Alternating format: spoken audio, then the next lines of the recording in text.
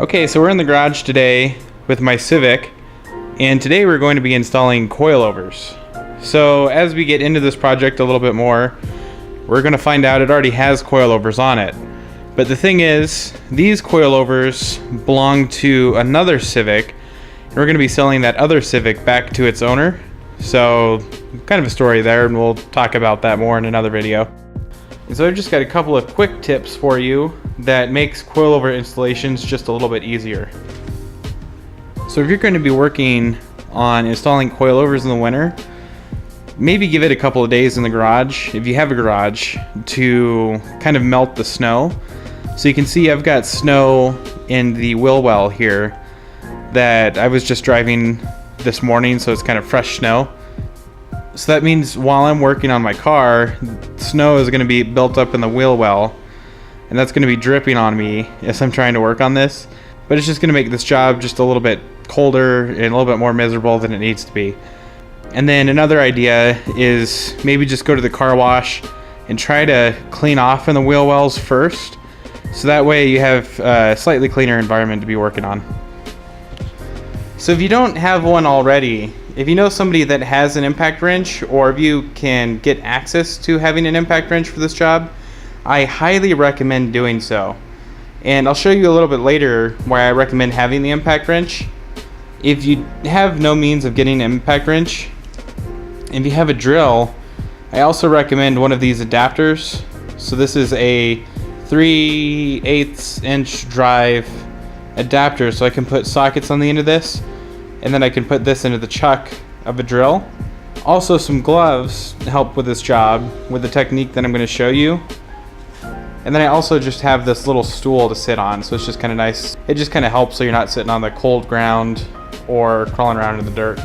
So one thing you can do to help ease this job along is use a little bit of penetrating oil on these bolts when you first start this job. So the penetrating oil is going to help get into the bolt, and so spraying on this side, on this bolt at least, isn't going to help too much. But on this side where we have the nut that attaches to the bolt, just a little bit of penetrating oil on here can help out immensely with the job. And it really is just going to depend on how old your car is, how much corrosion there is underneath, and that kind of thing. Now if you are using penetrating oil, just be really careful not to spray any on your brake rotor, because oil and brakes don't really mix. So like I said already, the impact wrench helped to make this a breeze, so I just got that nut off of there really quick. But the real reason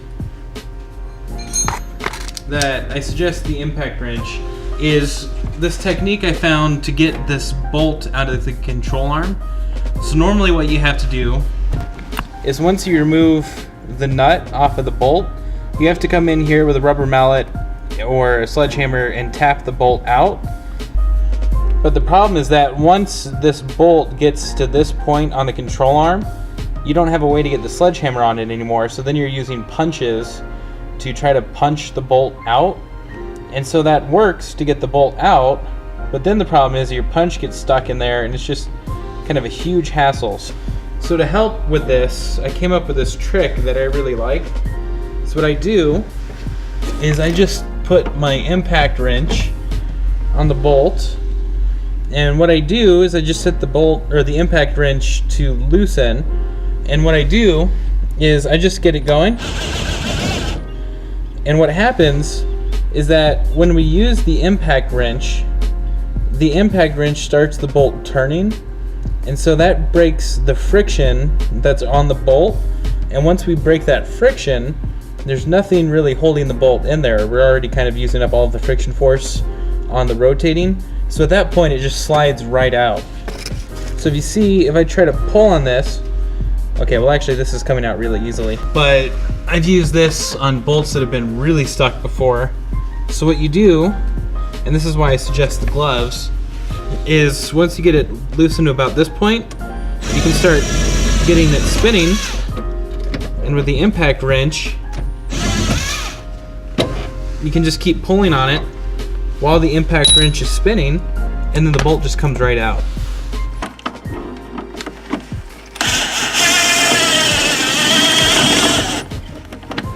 So that's why I highly recommend having a drill or an impact wrench for this job, just so you can get this bolt out of the lower control arm. So this is more of a Honda specific tip, but what I've tried to do in the past is I've tried to leave the pinch fork on the bottom of the front coilover and remove the coilover or put it in with that pinch fork in place. But the problem is the CV axle runs through here, and so with the pinch fork in place, it's almost impossible to get this thing in and out. So what I recommend doing is just loosening the pinch fork and then removing that off of the coilover, or if you're starting from stock, removing that off of the stock suspension.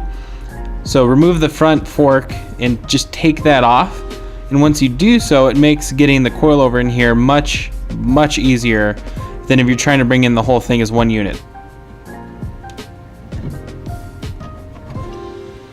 So the next challenge is aligning the fork with the bushing underneath.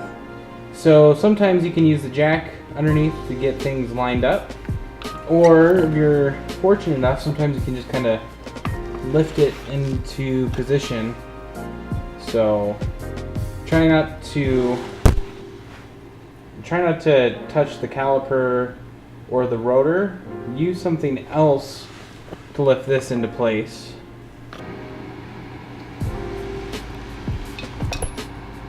As you begin to adjust the ride height of the car by adjusting these collars up and down to set what you think you want as a ride height, what you can at least do as a starting point to get kind of close between each side is count the number of threads along here. So what I do is I usually just use my fingernail and kind of ride up and count each thread as I go along. So going from the front to the rear of the car, the number of threads are going to be different just because the way these are constructed, but you can at least use this as a starting point going left to right. So I count off 16 threads here on this front driver's side, so I'm going to aim for that on the passenger side, and then on the rear I have 45 threads right now, so I'm going to aim for that on the passenger side as well on the rear. And then this will at least get me close left to right, and then I just have to go and fine-tune from there. So hopefully you found these tips helpful. If you did, maybe consider subscribing for more tips in the future. And as always, thanks for watching, and catch you next time. See you again.